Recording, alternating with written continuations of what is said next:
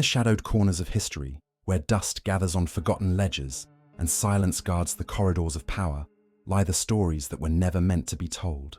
They exist in brittle papers stamped with fading red ink, in testimonies whispered in interrogation rooms, in fragments of coded telegrams intercepted and buried in archives across continents. These stories are not the victories written into textbooks or the slogans carved into monuments. They are the shadows of a war fought not only with guns and tanks, but with betrayal, secret pacts, and unspoken compromises. The official narrative of the Second World War is filled with moments of sacrifice and heroism, but beneath it there runs a darker current. Moments when allies turned their backs, when enemies cooperated in silence, and when entire cities were left to burn for the sake of political advantage. Classified files speak of operations that were never acknowledged, of negotiations carried out in the ruins of shattered capitals, and of directives signed in secret by men who would later claim ignorance. It is here, in this forbidden history, that the truth emerges, not of nations united against tyranny, but of nations calculating survival through silence and deceit. These are the long-buried files, torn from secrecy and pieced together through fragments of declassified records, survivor accounts, and archives once locked behind steel doors. They tell of betrayals never admitted, of operations erased from memory, and of truths suppressed for decades. The war we remember is not the war that was truly fought. Chapter 1. The Secret Surrender of Warsaw Resistance.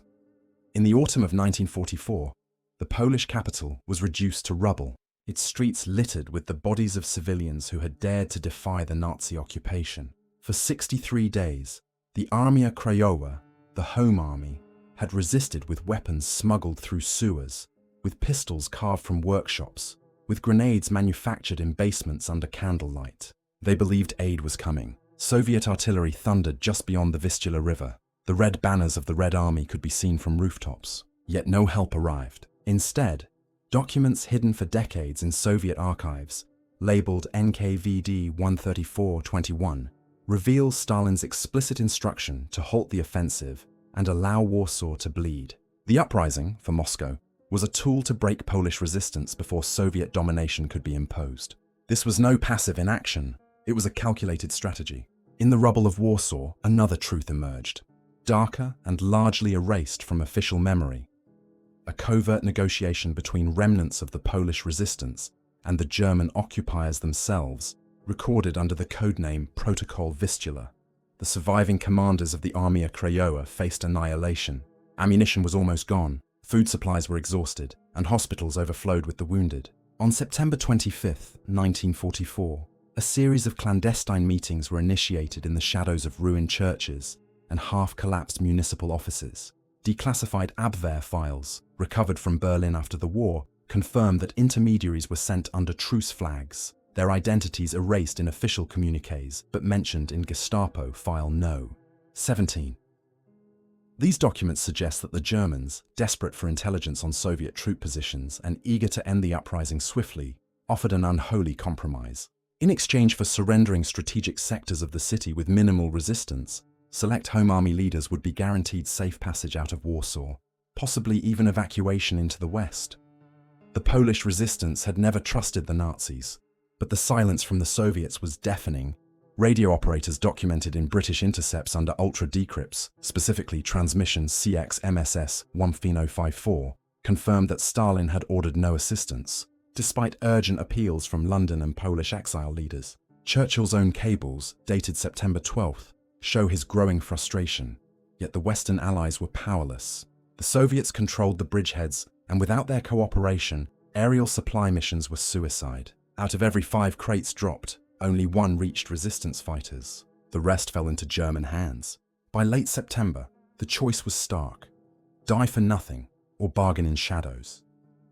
The terms of Protocol Vistula were never publicly acknowledged. Eyewitness accounts suggest that German envoys, likely under the direction of SS Obergruppenführer Erich von dem Bach-Zelewski, tasked with crushing the uprising, met secretly with Home Army intermediaries and sellers and abandoned tram depots. The Germans wanted maps of sewer routes, resistance strongholds, and, most critically, intelligence on Soviet troop concentrations east of the Vistula. In return, they promised safe passage for selected officers and their families, along with guarantees that certain districts would be spared total annihilation. But those promises proved hollow.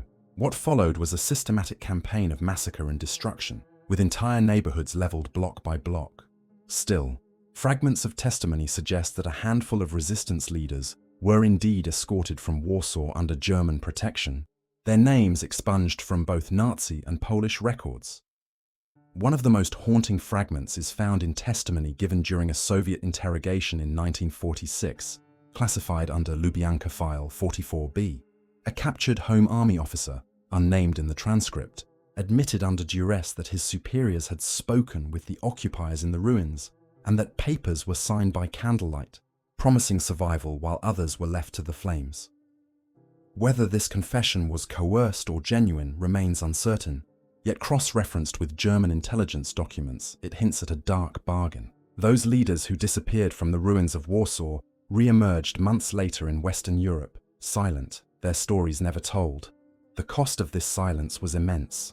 By October 2nd, the formal surrender of the uprising was signed. Over 15,000 resistance fighters were taken prisoner, and nearly 200,000 civilians perished.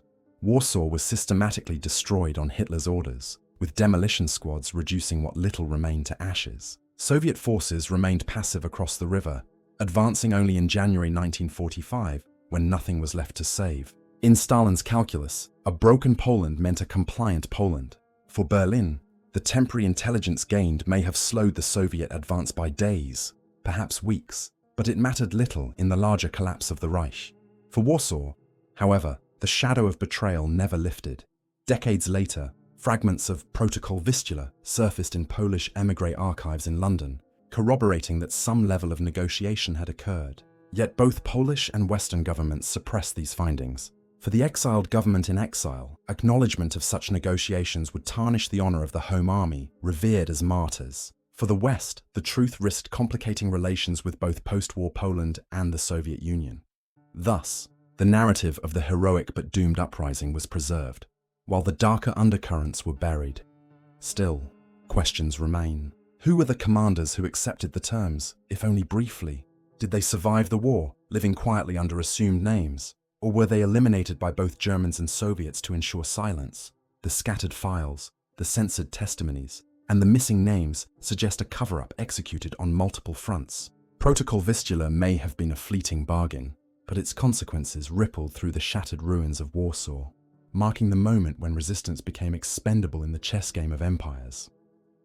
The story of Warsaw's uprising is taught as a tale of sacrifice and national defiance, and rightly so. Yet beneath the rubble lies another truth, a truth of whispered deals, calculated betrayals, and survival bought at impossible cost. The Armia Krajowa fought valiantly, but in the end, they were pawns in a larger struggle between two brutal powers. Their city was left to burn, not only by the Nazis who crushed them, but by the Soviets who watched from across the river, and by their own leaders who in desperation may have chosen survival over martyrdom. This is the file of the secret surrender, a chapter sealed in ash and silence. Chapter 2. Operation Eclipse over the Arctic Circle. In February 1945, when the world's attention was fixed on the collapsing Reich and the final battles raging in Central Europe, a quieter, colder war was being fought far to the north. The German Kriegsmarine and Luftwaffe, desperate for survival and still clinging to dreams of strategic disruption, launched a little-known operation under the codename Eclipse. It was conceived in the freezing bunkers of Narvik and Tromsø, where officers still loyal to the Führer sought a way to prolong the conflict, or at least complicate the Allied advance.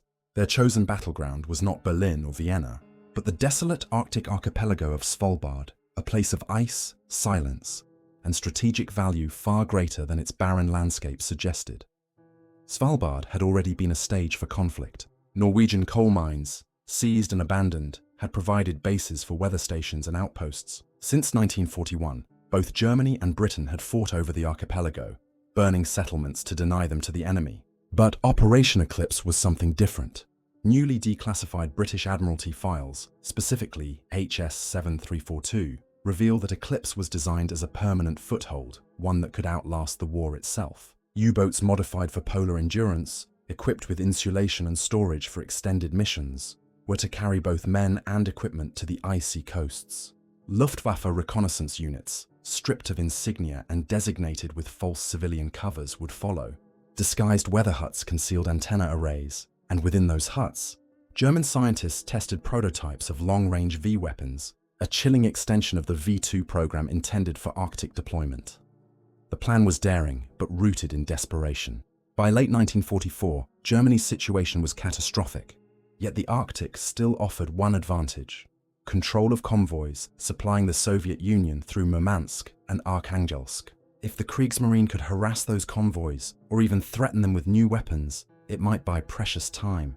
According to decrypted signals catalogued under Bletchley Park's CX-MA 32944, German command believed that positioning a strike base in Svalbard could cripple the fragile Allied lifeline to the Eastern Front. It was less a war-winning strategy than an act of strategic spite, an attempt to force the Allies to bleed in the Arctic. Even as Berlin crumbled, British intelligence knew something was amiss. In December 1944, intercepted Enigma traffic suggested increased U-boat movement toward the Barents Sea. Royal Navy patrols reported sightings of disguised trawlers carrying equipment north. By January 1945, the Special Operations Executive, SOE, authorized a covert counter-operation. A joint SIS-SOE detachment, operating under the codename Stonecrop, was dispatched to Svalbard. Their orders were unambiguous: deny the Germans their Arctic sanctuary, whatever the cost. Survivors' testimonies, later classified under Public Record Office File HS-8210, describe missions in which entire Norwegian fishing villages suspected of harboring German material were erased from the map, burned, abandoned, and left to vanish into the snowstorms. Official communiqué framed these actions as scorched earth precautions. Privately, they were silent massacres, conducted under the cloak of necessity. Within the German files recovered after the war, there are references to Jarette Aurora, a prototype missile designed for cold weather launches. Unlike the V2, which required concrete pads and logistical infrastructure, Aurora was intended to be mobile, its components hauled across the ice and assembled in concealed Arctic shelters. The weapon never reached completion. Fragments of blueprints, discovered in Peenemünde and cross-referenced with notes in the captured diary of General Hans Kammler, suggest the design never advanced beyond testing stages. But the intention was clear: a weapon capable of targeting Allied convoys, or even projecting terror deeper into the Soviet rear from a frozen launching ground. For the men of Stonecrop, Eclipse became a shadow war with no recognition. Patrols were carried out under perpetual twilight, the sun barely breaking the horizon in February.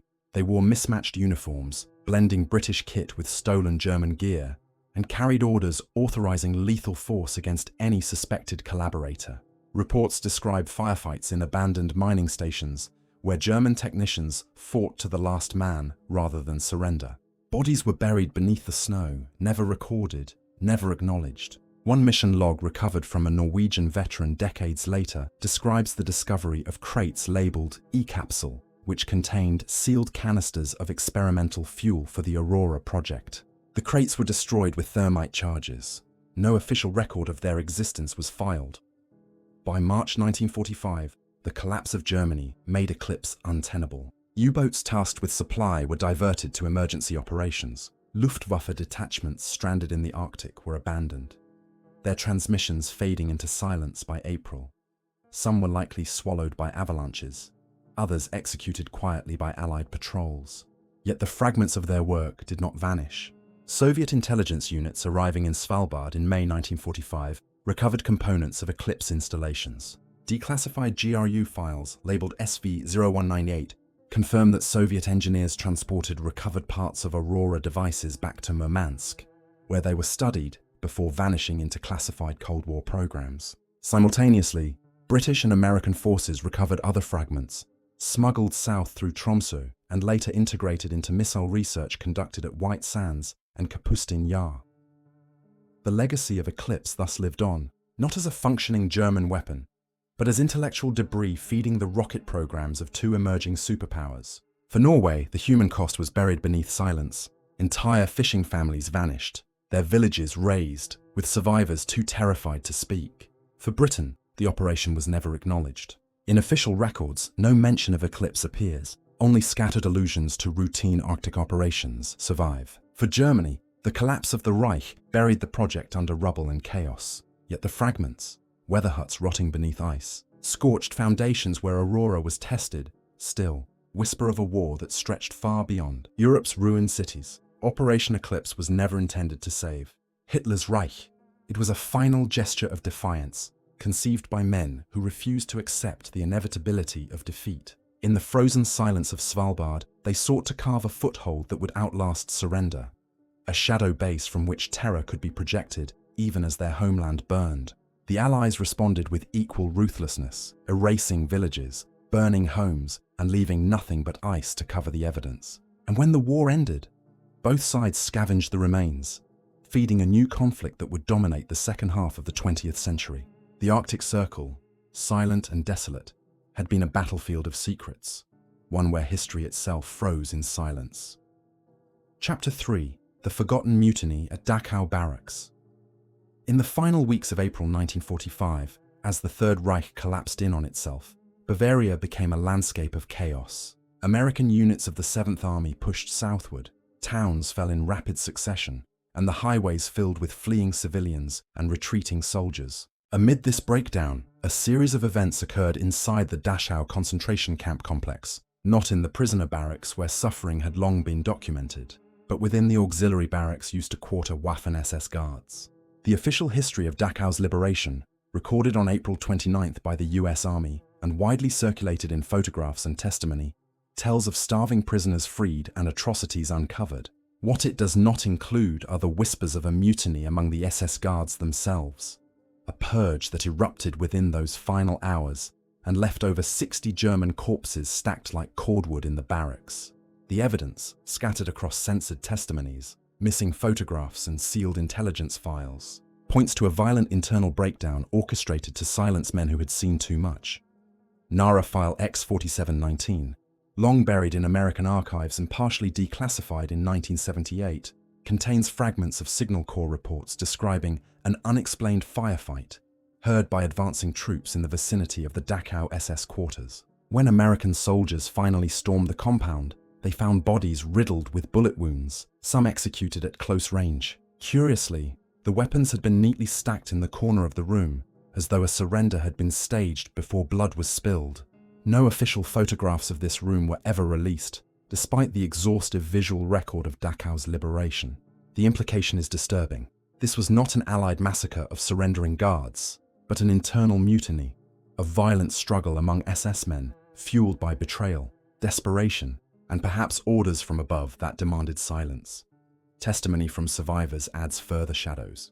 In 1946, during the Dachau war crimes trials, a prisoner named Jerzy Kulesza told investigators that on the night of April 27th, shots and screams echoed from the SS quarters. He insisted the guards turned on each other, though his words were dismissed at the time as confusion. Another account, found in Soviet intelligence file Smersh 322, 1945, describes captured German personnel who claimed that orders had arrived from Munich to conduct a Schattenlied, the shadow song. This codename referred to an internal directive that may have been issued by the Gestapo, designed to eliminate any SS members who knew of last-minute evacuations, secret transfers, or evidence of experimental programs conducted in Dachau's subcamps. If true, the mutiny was not spontaneous. It was an orchestrated purge, ensuring that incriminating witnesses would never testify. The details of Schattenlied remain elusive. Allied interrogations in May 1945 mention rumors of hidden trains departing from Dachau just days before liberation, carrying both prisoners and materials westward toward the Austrian Alps. Some historians speculate these trains were part of Operation Bernhard, the Nazi counterfeiting project that had operated nearby, producing vast quantities of forged British pounds. Others point toward chemical and medical experiments conducted under SS Dr. Sigmund Rascher, who died under mysterious circumstances earlier in 1945. Whatever the cargo, it was sensitive enough that surviving SS men may have been ordered to kill their comrades rather than allow them to fall into Allied custody. Inside the barracks, the evidence spoke of desperation. Bullet patterns on walls suggested crossfire at close quarters. Corpses bore signs of execution, gunshots to the back of the head, alongside wounds from grenades and small arms fire. American military police noted the strange neatness of the stacked rifles, as though the survivors had tried to stage the scene as a surrender gone wrong. Yet subsequent reports from the US Army's Counterintelligence Corps, CIC, File 65-5D, argued the opposite, that the firefight was deliberate, possibly a cleansing operation ordered by loyalists who remained fanatically obedient to Himmler's directives. Even as the Reich burned around them for decades, this event was omitted from official Dachau narratives. The liberation was portrayed as a clean division: prisoners freed, guards captured, justice served. Yet buried within the documents are inconsistencies. Why were 60 SS men found dead in their own barracks, when the majority of guards were reportedly rounded up in the camp yard? Why were photographs of this room confiscated and sealed? And why did later testimonies of American soldiers who entered Dachau differ so radically, some describing a massacre of surrendering guards while others swore the guards had already killed one another before capture? One American veteran, Sergeant Daniel Harrington of the 222nd Infantry, gave a private interview in 1968 to a university historian in Boston. His transcript, preserved in a personal archive, describes entering the SS barracks to find the walls blackened with smoke and blood pooling under doors. "It wasn't our boys who did that," he insisted. "Those Krauts tore each other apart. We just walked in after it was done." His account was never included in official histories, which by then had already cemented the narrative of Dachau's liberation as a symbol of Nazi cruelty and Allied justice. To admit that a mutiny had taken place among the guards themselves would complicate the story, casting doubt on the clarity of victim and perpetrator. The mutiny, if it can be called that, speaks to the fractured state of the SS in those final days. Some were true believers, determined to obey orders until death. Others saw the war was lost and wanted only to survive. Between them lay fear of exposure of crimes, of secret programs, of hidden evacuations. Schattenlied may have been designed to ensure silence, but it backfired in chaos and bloodshed. The SS, once disciplined and unified, devoured itself in the ruins of its own system. What happened to the surviving participants is unknown. The Dachau trials focused on crimes against prisoners, not on the internal collapse of the guards. The men who lived through the mutiny, if any, vanished into prisoner lists, often executed summarily or lost in the confusion of mass arrests. The American files remain redacted, pages blacked out under the justification of operational security. The Soviet records are equally silent, with tantalizing references cut off by missing attachments. What remains is the eerie absence of truth, a silence that suggests deliberate suppression by both sides, perhaps to conceal the extent of Nazi evacuation efforts or to mask the brutality of Dachau's final days. In the official history, Dachau is remembered as a place of liberation, a moment when horror was revealed and justice began. Yet in the barracks of the SS guards, another horror unfolded, one not recorded in textbooks, one erased by those who found it inconvenient. It was a moment when the oppressors turned on themselves, when fear of betrayal outweighed loyalty, when silence was secured by bullets in the dark. The forgotten mutiny at Dachau Barracks remains an unresolved riddle, a bloody footnote erased from memory but etched into the classified files that survived. And in that silence, the shadow song continues to echo, a dirge for men who were both executioners and victims of their own collapsing empire. Chapter 4: Stalin's Secret Prisoner Exchange Pact. In the aftermath of the war, when the guns had fallen silent and the maps of Europe were redrawn at conference tables in Yalta and Potsdam, another war continued in secret. One fought not with tanks or aircraft, but with lists, files, and human lives. Buried deep within Soviet archives under the designation Garth WW2 1178, and hinted at in scattered OSS memoranda, lies evidence of a clandestine agreement between Stalin's NKVD and elements within the collapsing Nazi state. This was not a battlefield truce, nor an ideological alignment. It was a cold transaction, a prisoner exchange pact that remained hidden for decades, its participants silenced, and its victims erased from the post-war narrative. The groundwork for the pact was laid in early 1945, as Soviet forces advanced into Poland and East Prussia. Thousands of captured German officers, scientists, and intelligence agents fell into NKVD custody.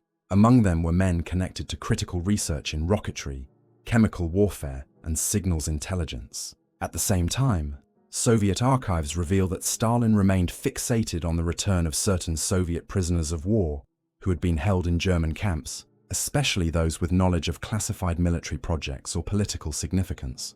Many of these Soviet prisoners, broken by years of captivity, feared return to their homeland, knowing that Stalin considered all who had fallen into enemy hands tainted by collaboration. Yet for the Soviet regime, their return was non-negotiable.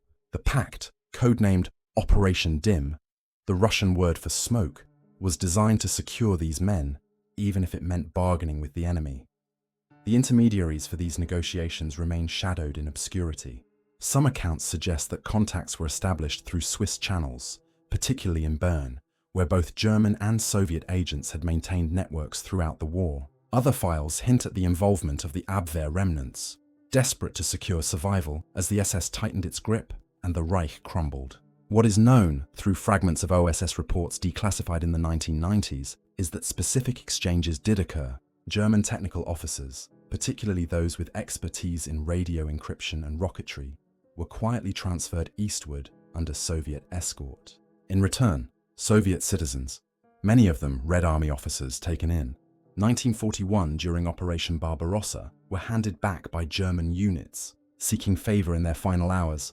The brutality of this pact was concealed beneath diplomatic silence. Prisoners were not exchanged at formal checkpoints under flags of truce, but in the forests of Silesia, in abandoned rail yards outside Breslau, and along the edges of no man's land, where gunfire echoed just miles away.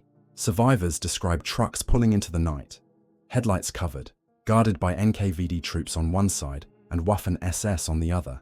Men were ordered out, documents checked, and then forced into the custody of the other power. There were no witnesses, no records beyond coded messages filed in Gestapo Archive 19B and NKVD transmissions later redacted. The human beings caught in these exchanges vanished into prisons, camps, or laboratories, their identities scrubbed from both Soviet and German records. What Stalin gained from this arrangement was twofold. First, he reclaimed thousands of Soviet officers and specialists, many of whom were immediately interrogated, executed, or sent to the Gulag for suspicion of treason. Second, he secured access to German knowledge that would accelerate Soviet advances in missile development, chemical weapons, and cryptography.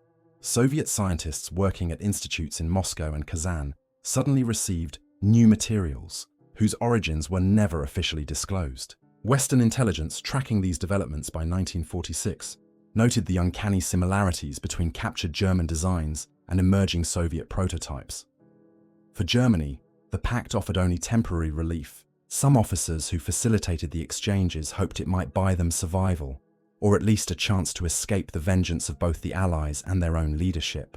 A few did survive, surfacing years later in Soviet-controlled research facilities or in obscure mentions within CIA files. Most, however, disappeared. It is possible they were eliminated after their knowledge had been extracted, another loose end cut in the ruthless logic of Stalin's state. The Allies, particularly the United States and Britain, were aware of fragments of this arrangement. OSS Director William Donovan received cables in March 1945 warning of curious movements of German technical personnel into Soviet custody under unusual circumstances. Yet these warnings were buried, perhaps out of a desire to preserve Allied unity until the war was concluded, or perhaps because similar arrangements were being considered by Western powers themselves. Indeed, just months later, Operation Paperclip would see the transfer of German scientists into American hands, a mirror of Stalin's own shadow deal. The ethics of such exchanges were never discussed openly. They were justified as necessities of survival in the looming Cold War. The fate of the Soviet prisoners repatriated under Operation Dim is perhaps the most tragic element of this pact. Records from Lubyanka prison, partially opened in the 1990s, show that many were arrested immediately upon return, charged with collaboration, and sentenced to death or hard labor. Their families were often not informed, their names erased from official rosters.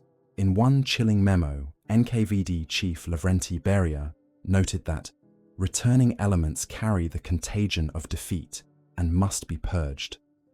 The very men for whom the pact had been struck were thus destroyed, their lives sacrificed in the name of state security. Their German counterparts, meanwhile, were exploited for knowledge and then discarded when convenient. Today, the Prisoner Exchange Pact remains a shadowy chapter, rarely acknowledged in official histories. It was a transaction between two regimes that publicly proclaimed eternal enmity, yet in private recognized the mutual value of human currency. It reveals the cynicism of a war where ideology was flexible and survival demanded compromises unfit for public record. The files that survive, Gestapo transfer lists, NKVD memoranda, OSS fragments, offer only glimpses of the truth. Whole pages are missing, testimonies redacted, names struck out with black ink. What remains is the undeniable fact that men were traded like commodities, handed from one tyranny to another, their fates sealed in silence. The war's end is often remembered as a triumph of freedom over fascism. Yet in the shadows of Yalta and Potsdam, another story unfolded. One where lives were bartered in darkness, and victory was measured not in liberation, but in the acquisition of knowledge and control. Stalin's secret prisoner exchange pact stands as one of the war's most chilling reminders.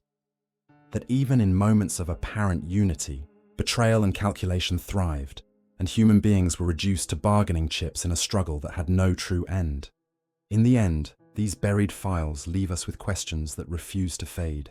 The documents are fragmented, the testimonies inconsistent, and the silence is deafening.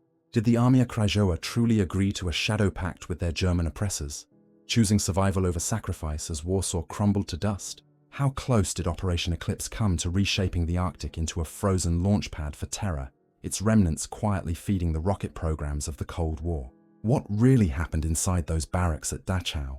Was it chaos, or a carefully orchestrated purge that history could never admit? And how many men vanished under Stalin's prisoner exchange pact, traded between two brutal regimes, only to be erased by the stroke of a pen?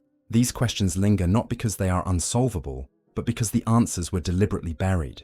The war we think we know is a carefully curated memory, polished into tales of liberation, unity, and justice. Yet behind the curtain, files stamped Geheim and Sekretno, whisper of a war fought in shadows, where betrayal was currency and survival was negotiated in silence. The deeper we search, the more the clean lines of history blur into murky shades of compromise and conspiracy. What remains is an uneasy truth, that the Second World War did not simply end in triumph, but dissolved into secrecy, bargains, and a new era of hidden conflict. And even now, as archives crack open and fragments emerge, we are left to wonder, how much of the past still lies locked away, waiting to be unearthed from the silence?